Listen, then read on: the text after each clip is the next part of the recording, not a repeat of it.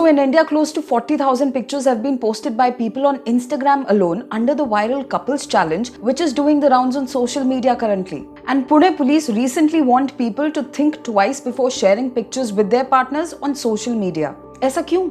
What harm can an innocent challenge like this one or the 10-year challenge do? You know, the larger picture is not that innocent actually. I think we're living in this FOMO world where we don't ever want to miss an opportunity to be a part of a viral trend. Doesn't this give us a sense of validation that we're part of something exciting? और इसीलिए बिना सोचे समझे हम अपनी बहुत सारी personal information public domain में डाल देते हैं. See, ऐसा नहीं है कि प्रॉब्लम सभी इंटरनेट चैलेंजेस में. There are so many challenges which are done for charity, to raise awareness for a cause, etc. But those challenges which ask you to share some personal details are the problematic ones. I know so many people who have been part of this couple challenge or the 10-year challenge. Even I constantly post pictures on my social media. See, on the face of it, all these challenges seem very harmless. कि एक photograph से क्या ही कोई information ले लेगा. But for cyber criminals, these thousands of photographs under one hashtag are like a goldmine to carry out nefarious activities. That's why this couple challenge has drawn the attention of the cops after they received a number of complaints over it. The police said that many of these pictures are being morphed, edited, used for pornography, deepfakes, and other cyber crimes.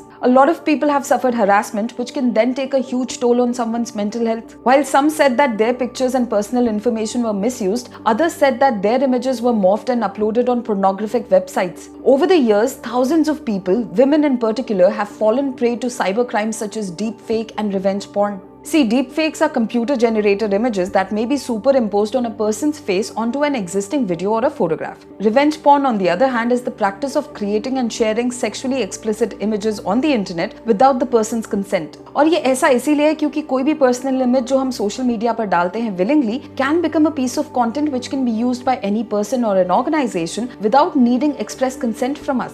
The reason? See, by posting a personal image on a social platform, we're saying that we don't mind the world seeing us, rather we enjoy it. And for mainstream users like you and I, this is exactly the reason why we participate in social challenges. Instant social gratification. और ये जो challenges हैं, ये बहुत easily fit हो जाते हैं addiction traps में, which these social media platforms have established. And they can severely affect our privacy and online security. Our images can be used by agencies and surveillance organizations to keep a tab on our activities. Technology companies can further strengthen their already strong facial recognition and surveillance algorithms. This is what is called deep learning algorithms, which the likes of Instagram, Twitter, TikTok, etc. benefit from. You know, the impact that these big tech companies have had on our psyche is immense. So much so that many of us are willing to overlook the breach of our personal space in exchange of social validation and momentary sense of being appreciated. Maybe that's what I'm also doing right now.